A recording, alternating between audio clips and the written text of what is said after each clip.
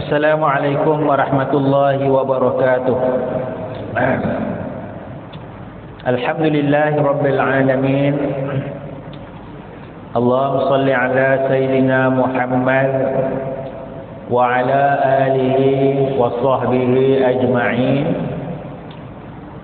Subhanaka la ilma lana illa ma 'allamtana innaka antal alimul hakim. Rabbi shrah li sadri wa yassir li amri wahlul 'uqdatam min lisani yafqahu qawli, amma ba'd. Yang dihormati Tuan Imam, Tuan Bilal, Jawatan Kuasa Masjid, sidang jemaah, moga-moga kita dirahmati Allah Subhanahu wa taala. Yang pertama sekali, saya nak maklumkan, saya cakap ni sambil makan coklat pasal batuk. Tok Imam kita pun batuk. Bila batuk ni otak dia tak apa nak center sikit. Sebab tu Tok Imam kita terlupa tadi. Kan? Dia nak pedor suara, nak jaga suara, nak jaga tak pergi batuk, lupa lah. Lupa ayam pun boleh tak? Coklat tak habis ke?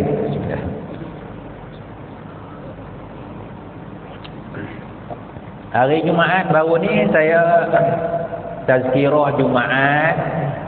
Dua hari sudah tazkirah Jumaat, khutbah Jumaat dan jadi imam.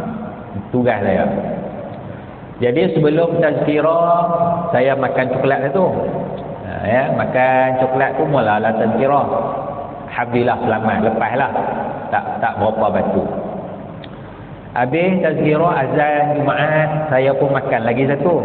Sebab saya nak khutbah Jumaat. Jadi habis azan tu coklat tak habis lagi, makan lagi, tunggu orang duduk semayang sunat. Saya tak semayang lah, tunggu bagi habis dulu. Habis khutbah Jumaat, saya pun nak makan satu lagi ke tak makan. Pasal kalau makan satu lagi lambatlah nak semayang Jumaat. Tapi kalau tak makan dia batuk. Saya dah turun dah pakai dah ni nak jadi imam semayang Jumaat. Nak makan ke tak makan, nak makan ke tak makan. Kalau makan batal lah. Makruh. Ni duduk dalam mulut ni coklat ni. Duduk isah. Jadi rasa tak boleh dah tak. Batal semayang ni. Tapi kalau tak makan, batuk, susah jadi imam. Jadi bila nak semayang tu, nak usolli tu, saya pun tarik angkat balik kata, minta maaf kata tak boleh jadi tu imam dah. Minta orang lagi. Baik, bismillahirrahmanirrahim. Kita nak sambung sikit bicara kita. Muka surat 30. Muka surat 30 iaitu salah satu perkara besar dalam agama Islam, ialah beriman kepada hari akhirat. Beriman kepada hari akhirat, ya. Rukun iman yang kelima tu beriman kepada hari akhirat. Jadi perkara gaib, ya. Jadi dalam akidah kita, tuan-tuan, dalam akidah kita bahagi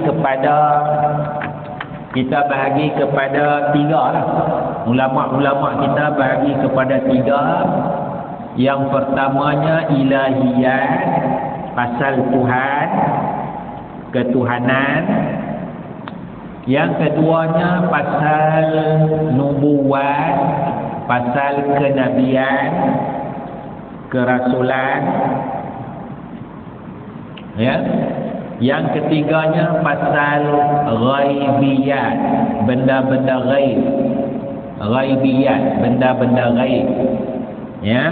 Alam-alam ghaib, akhirat, syurga, neraka dan sebagainya. Ini perbincangan dalam ilmu akidah. Yang pertamanya ilahiyat, ketuhanan.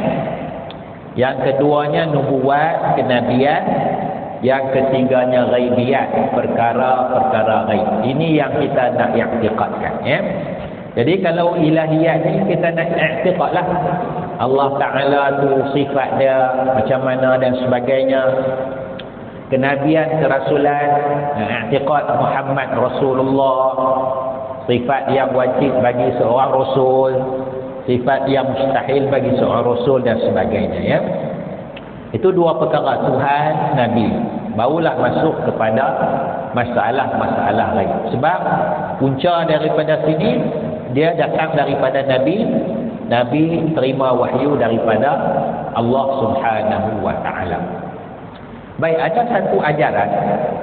satu ajaran yang heboh sekarang ni. Nama ajaran tu ialah Al-Hadi Minallah. Biasa dengar Al-Hadi Minallah, Ada ajaran yang heboh yang kata buat convention di Langkawi tu dia duk pegang, peluk, pengikut-pengikut dia pegang, kepala pegang dan sebagainya itu, Jadinya menariknya, ini satu perkara yang susah kita nak buktikan kata ajaran tu betul ataupun sesatnya, tengah siasat lah. Tapi ajaran-ajaran sebegini dia peningkan kepala kita, ajaran sebegini dia peningkan kepala kita. Misalnya dalam bab Tuhan, ajaran hadi minallah ni dia kata apa? Dia kata jangan pertuhankan Muhammad. Jangan pertuhankan Muhammad. Jangan pertuhankan Muhammad. Jangan jadikan Nabi Muhammad sebagai Tuhan. Betul atau salah? Betul. Betul. Yang kedua dia kata jangan pertuhankan Tuhan. Jangan pertuhankan Tuhan. Betul atau salah? Salah. Salah.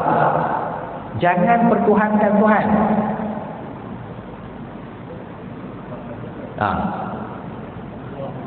Wallahu a'lam. Ini dia pening kepala ni, dia nak bagi pening. Kita dengar mula-mula tu, salah ni. Tapi itulah maknanya ajaran ini dia nak menunjukkan hebatnya ilmu dia tu, wallahu a'lam. Dia kata jangan pertuhankan Tuhan kerana ni bukan Tuhan dia kata. Ni cuma huruf T-U-H-A-N, ni bukan Tuhan. Jangan pertuhankan ni bukan Tuhan ni. Faham?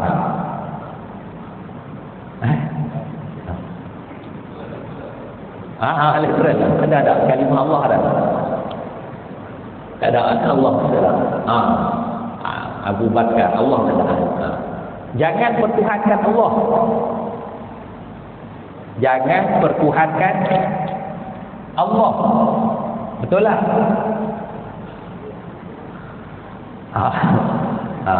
Mungkin dia kata ni bukan Allah ni cuma huruf alif lam lam ni bukan Allah. Ni balah dah macam mana dah. Dah tak nak sebut Allah tu, tak nak sebut Allah tu bukan Tuhan kan. Dia pusing. Dia kelentong pusing. Betul. Dia kata Allah tu bukan Tuhan. Allah alif lam lam ha tu. Dah habis nak kata apa dah. Tu pusing. Ada ajaran-ajaran begini kita nak kena jagalah. Kan? Tapi nak kata dia sesat tu, kalau tengok cara dia pusing tu memang tak dia nak kata sesatlah. Tapi mengelirukan masyarakat. Kalau kata Allah bukan Tuhan kami, sedangkan dalam Quran kata kan Allahu Rabbuna Rabbus samawati wal ard, Allah adalah Tuhan kami. Dalam Quran je lah Allah adalah Tuhan kami. Ajaran macam ni tak, Allah bukan Tuhan. Dia kata Allah alif lam lam ha tu lah. Yang berlawanan dengan zahir Al-Quran, Allahu Rabbuna Rabbus samawati wal ard, Allah adalah Tuhan kami, ya. Jadi kita nak kena jagalah fahaman-fahaman yang sebegini yang memeningkan kepala kita ni, ya. Baik, itu masalah ilahiyat. Kemudian masalah nubuat, Dan pagi ini kita ambil masalah ghaibiyat, masalah alam ghaib ya. Asas dia tuan-tuan, perkara akhirat termasuk dalam perkara ghaib. Muslim Sunni beriman dengan apa yang dinyatakan dalam nas Al-Quran dan riwayat hadis. Perkara penting kita ialah kita beriman setakat mana ada dalam Al-Quran, setakat mana ada dalam riwayat hadis Nabi sallallahu alaihi wasallam. Ya. Yang sahih lah. Ya, yang sahih. Sebab ni akidah ya. Akidah ni kita kena ambil hadis-hadis yang sahih lah. Kita tak ambil hadis-hadis yang dhaif dalam bab akidah. Kalau dalam bab fiqh tak apa.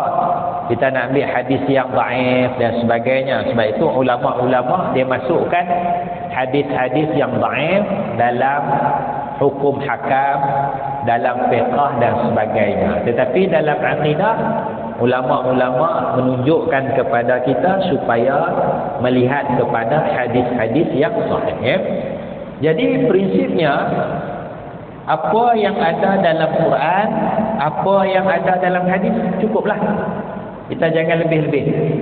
Kita jangan lebih-lebih ya. Kalau ada orang bawa satu perkara alam ghaib tetapi tidak ada sandaran kepada Quran ataupun tidak ada sandaran kepada hadis-hadis Rasulullah sallallahu alaihi wasallam ya. Maka kita kena jaga-jaga dengan perkara yang sebegitu. Contoh dia azab serta nikmat kubur, hari kebangkitan, mahsyar, hisab, titian siratul mustaqim, syurga, neraka dan sebagainya. Dalam kitab disebut su'aluna summa azabul qabri na'imuhu wajibun kaba'thil hasyri. Su'aluna, soalan terhadap kita di dalam kubur. Summa azabul qabri, kemudian azab kubur. Na'imuhu, nikmat kubur. Wajibun adalah wajib, kaba'thil hasyri, sebagaimana kebangkitan di padang mahsyar. Jadi antara isunya ialah soalan di dalam kubur, soalan mungkar nakir. Setakat mana hadis Nabi sallallahu alaihi wasallam menceritakan kepada kita soalan mungkar nakir di dalam kubur, setakat tu kita percaya, sekadar tu kita beriman. Itu konsep dia mudah ya. Pasal dia alam ghaib. Kita tidak tahu.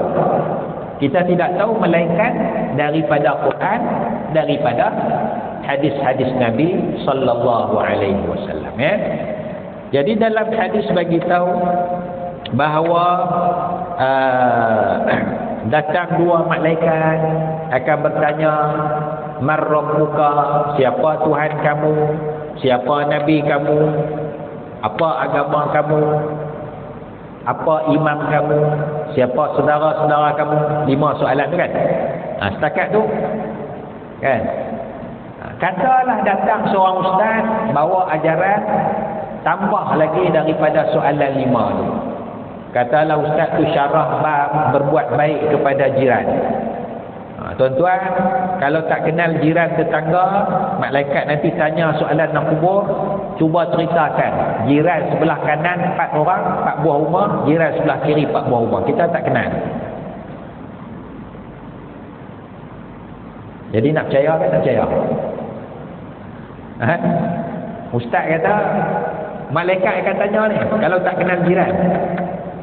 Kalau tak kenal jiran, ada hadis dah. Itu maknanya. Itu perkara pelik tu. Perkara pelik. Pasal Nabi tak pernah cerita pun. Malaikat mungkar nakir tanya pasal jiran tetangga dalam kubur. Hang kenal tak jiran hang? 40 buah rumah depan, 40 belakang, 40 kanan, 40 kiri. Tak kenal. Bila tak kenal tak lepas. Tak lepas ni. Jadi niat ustaz tu baik, nak suruh kita kenal jiran tetangga, niat yang baik. Tetapi ini alam ghaib, kita beriman sekadar mana ada dalam Quran, sekadar mana ada dalam hadis Rasulullah sallallahu alaihi wasallam.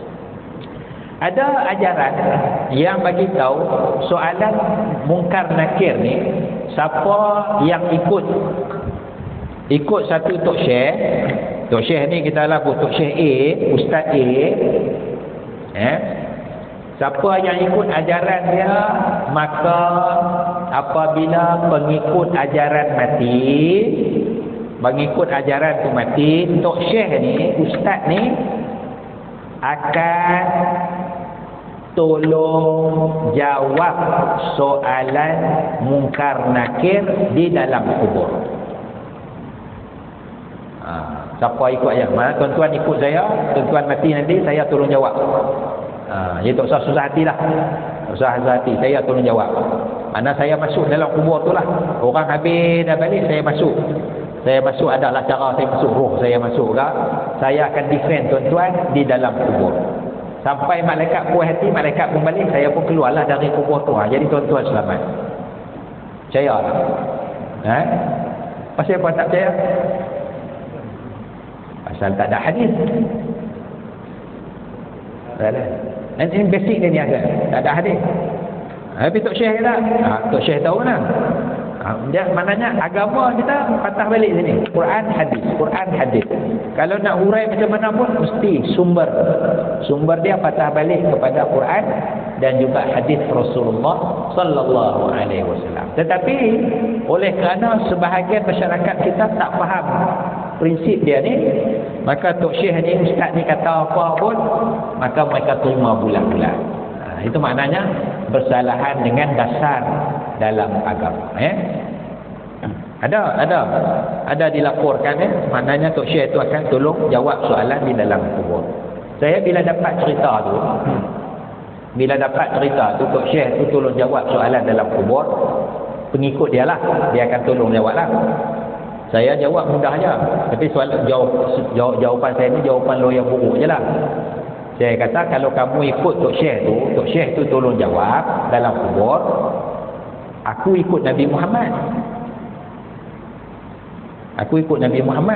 Nabi Muhammad tolong jawab soalan dalam kubur. Jadi mana lebih power? Tok Syekh tolong jawab kan Nabi Muhammad tolong jawab? Ni jawapan lawyer buruk je ni. Mana lebih power? Nabi Muhammad tolong jawab soalan kah? Tok Syekh tolong jawab? Nabi Muhammad. Baik ikut apa? Aku ikut Nabi Muhammad. Kan daripada ikut Tok Syekh tolong jawab, kan? Entah lepas ke tak lepas ke.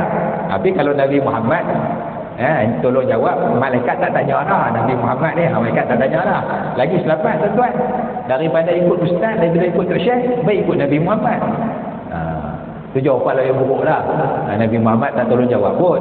Tapi kadang-kadang orang yang macam ni, kita bagi Quran hadis dia payah nak terima. Kita kena bagi cara akal begitu saja. Itu maknanya jawapan Tok Syekh tolong jawab tu, itu satu perkara ghaib, tidak ada dalam Quran dan hadis Rasulullah sallallahu alaihi wasallam. Begitu juga mizan, timbangan amalan, disebut di dalam Quran. Wa man khaffat mawazinuhu fa ulaika alladhina khasiru anfusahum bima kanu biayatina yazlimun. Dan adapun golongan yang ringan amalan kebaikannya, maka itu adalah golongan yang rugi akan diri mereka dengan sebab mereka zalim terhadap ayat-ayat Allah Subhanahu wa ta'ala. Jadi daripada ayat ni, wa man khaffat mawazinuhu, mawazin maknanya ada timbangan, mawazin timbangan amalan kita. Kita beriman sekadar tu je lah. Macam mana cara nak timbang, wallahu alam, kita tak tahu.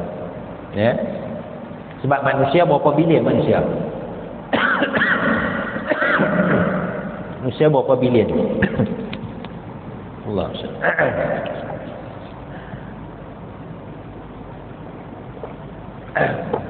agak-agak hisap kita nanti cepat ke lambat? Lambat. Allah Ta'ala kata, innallaha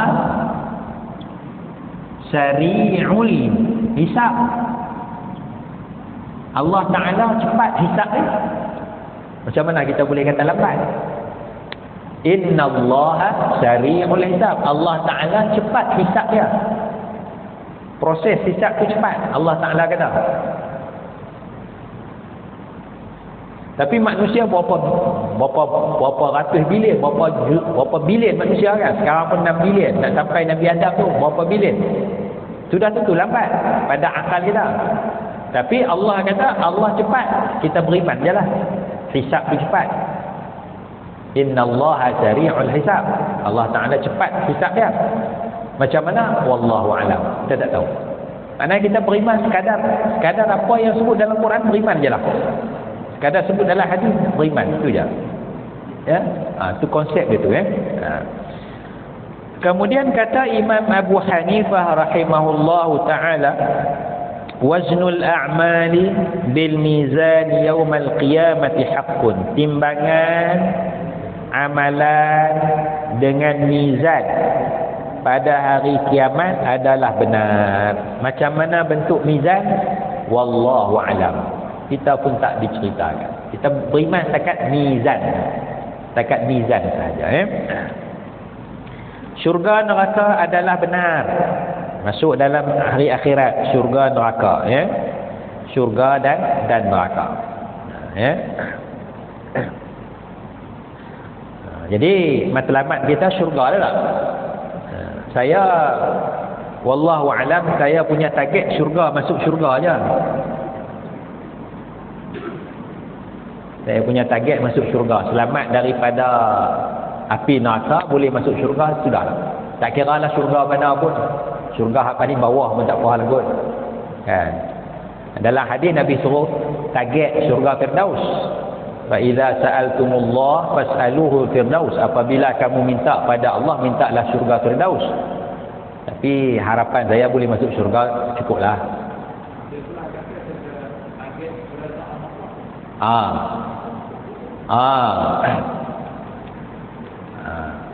Yalah. Redha Allah. Ini paling tinggilah. Ini paling tinggilah ni.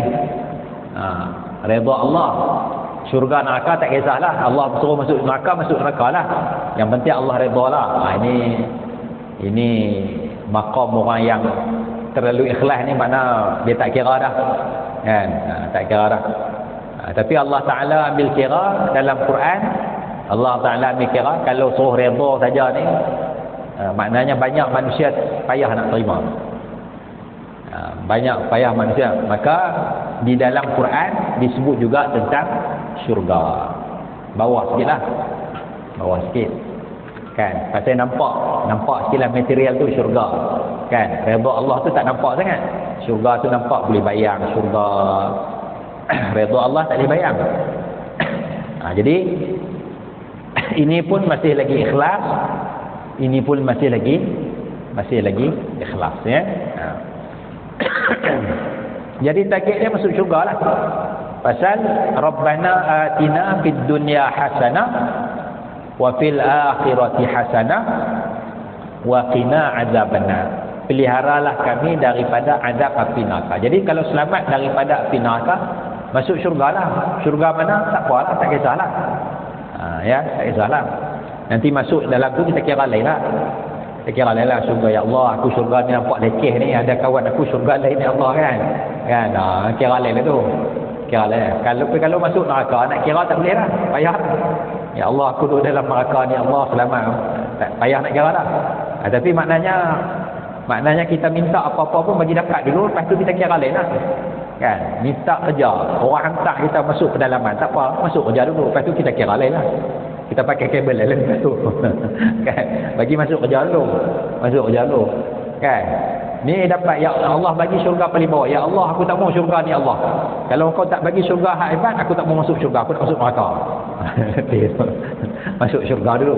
Masuk syurga. Target mudah ni lah. Masuk syurga. Syurga Firdaus tu target yang lebih besar lah. Baik, syurga neraka benar, telaga Nabi benar, syafaat Nabi secara umum serta khusus terhadap pelaku dosa kecil juga dosa besar. Benar sebagaimana sabda Nabi sallallahu alaihi wasallam, syafaati li ahlil kabairi min ummati. Syafaatku adalah buat pelaku dosa besar di kalangan umatku. Jadi kalau kita ziarah kubur Nabi sallallahu alaihi wasallam, syafaati li ahlil kabairi min ummati. Hadis ni ada di kubur Nabi sallallahu alaihi wasallam. Ada 2-3 hadis Nabi itu di kubur Nabi itu. Salah satu hadis yang ditulis di kubur Nabi itu, kalau siapa ziarah, jalan pelan-pelan tengok hadis ni, ada ditulis syafaati li ahlil kabairi min ummati. Syafaatku, syafaat Nabi bagi orang yang melakukan dosa besar daripada kalangan umat Nabi Muhammad sallallahu alaihi wasallam.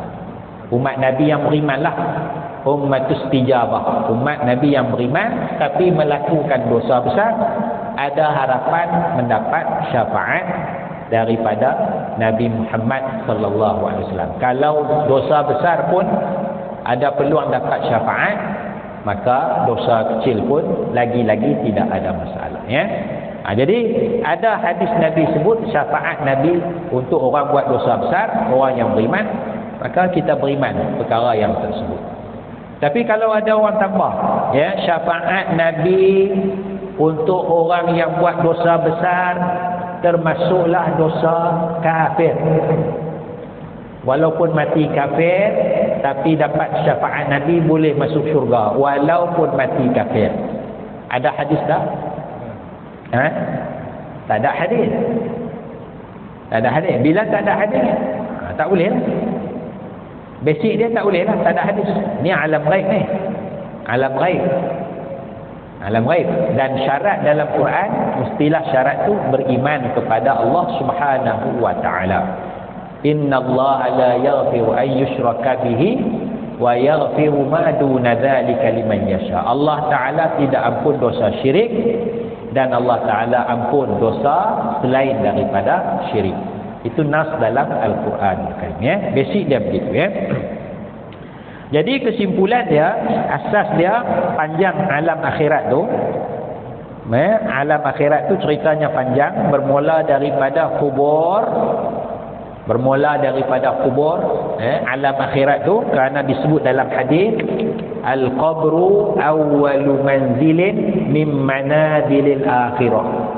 Kubur tu adalah stesen yang pertama daripada stesen-stesen akhirat, ya. Jadi alam akhirat ni, ghaibiyat ni, cerita dia bermula pada kubur. Apa yang berlaku dalam kubur tu, sekadar mana ada dalam Quran, sekadar mana ada dalam hadis. Itu panjang lagi lah cerita dia tu, ya, sampailah masuk syurga, masuk neraka nanti. Maka konsep dia, dasar dia, kita beriman sekadar mana ada dalam Quran, sekadar mana ada dalam hadis Rasulullah sallallahu alaihi wasallam. Lain daripada itu tidak ada. Lain daripada itu tidak ada. Kalau ada cerita-cerita, dia sekadar ceritalah. Cerita tu nak memberi motivasi kepada kita, bolehlah. Cerita kata ulama ni, tengok ulama tu Allah Ta'ala bagi balasan baik kepada dia. Cerita tu nak bagi semangat kepada kita. Sekadar tu boleh, ya. Tapi bukan kita nak i'tiqad, kata nak jadikan keyakinan ulama ni Allah Ta'ala dah bagi balasan baik kepada dia. Kita tak tahu lagi. Tapi cerita mimpi, cerita sahaja untuk memberi motivasi kepada kita. Tapi bila nak jadi akidah, mesti ambil daripada Quran, mesti ambil daripada hadis Rasulullah sallallahu alaihi wasallam. Itu je, pegang itu je konsep dia. Pegang itu je. Sebab nak detail tu panjang, dipegang kunci dia yang tu, insya-Allah kita akan selamat. Kalau ada orang nak bawa penyelewengan dalam sudut akidah, lebih-lebih lagi dalam soal hari akhirat, ya. Wallahu a'lam. Kita berhenti setakat dulu, ubat pun dah habis dah ni. Subhanakallahumma wa bihamdika asyhadu an la ilaha illa anta astaghfiruka wa atubu ilaik. Assalamualaikum warahmatullahi wabarakatuh.